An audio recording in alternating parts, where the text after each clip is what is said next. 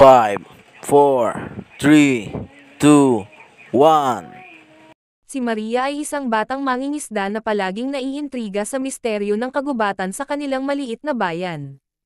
Isang araw, napadpad siya sa malalim na kagubatan at natuklasan niya ang isang lihim na pintuan na tila ba hindi pa nararating ng kahit sino. Nang buksan niya ito, siya'y napadpad sa kakaibang mundo na puno ng mga makulay na halaman at mga kahanga-hangang nilalang.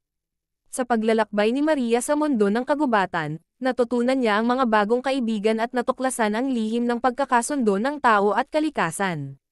Ngunit may mas malalim pa siyang natuklasan, ang lihim na ito ay may kaugnayan sa nakaraan ng kanyang pamilya at may misyon siyang dapat gampanan upang mapanatili ang balanse sa mundo na kanyang nadiskubre.